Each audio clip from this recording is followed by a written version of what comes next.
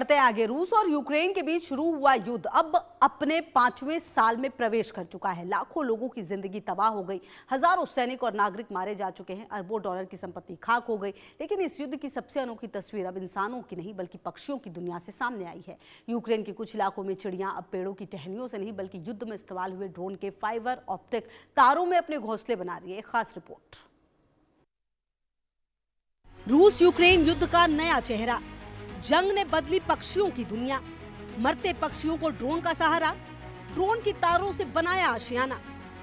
फरवरी 2022 रूस ने यूक्रेन पर हमला किया और देखते ही देखते यूरोप की धरती पर शुरू हो गया द्वितीय विश्व युद्ध के बाद का सबसे बड़ा संघर्ष। हजारों मिसाइलें, ड्रोन हमले, टैंक, बमबारी और उजड़ते शहर।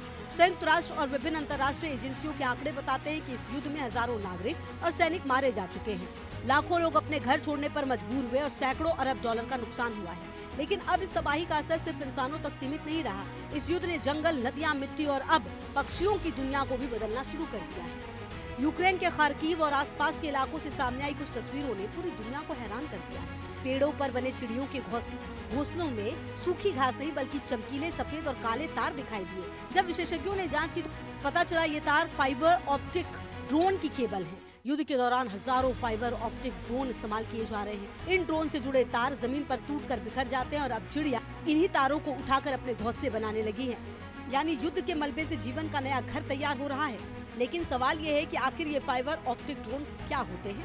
दरअसल पिछले कुछ समय में रूस और यूक्रेन दोनों ने ऐसे ड्रोन इस्तेमाल करने शुरू किए जो रेडियो सिग्नल से नहीं बल्कि फाइबर ऑप्टिक केबल के जरिए नियंत्रित होते हैं। ड्रोन उड़ता रहता है और उसके पीछे पतला सा फाइबर तार खुलता जाता है। इसी तार के जरिए ड्रोन को सिग्नल भी भेजे जाते हैं। लेकिन जब मिशन खत्म होता है तो ये लंबे तार खेतों, जंगलों और पेड़ों के बीच बिखर जाते हैं और अब इन्हीं तारों को चिड़िया अपनी जरूरत के मुताबिक इस्तेमाल कर रही है।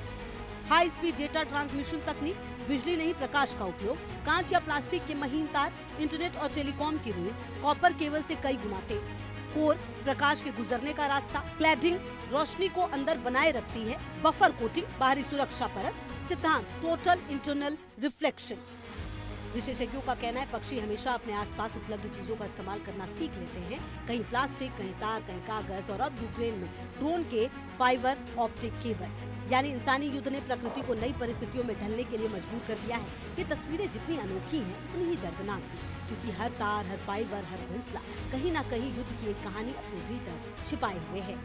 परिस्थितियों के अनुसार बदलाव, उपलब्ध सामग्री का उपयोग, युद्ध ने बदला पक्षियों का व्यवहार, वैज्ञानिकों के लिए नया अध्ययन, प्रकृति की अद्भुत क्षमता।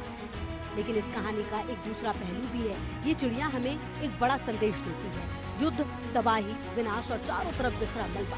इसके बावजूद उन्होंने हार नहीं मानी, जो मिला उसी से अपना घर बना लिया। यही तो जीवन है। परिस्थितियां हमेशा आपके मुताबिक नहीं होती, लेकिन आगे बढ़ने वाले लोग और जीव परिस्थितियों के मुताबिक खुद को बदलना सीख लेते हैं। यानी एडेप्शन मतलब ढलने की कला कभी कभी जिंदगी का सबसे बड़ा हथियार बन जाती है।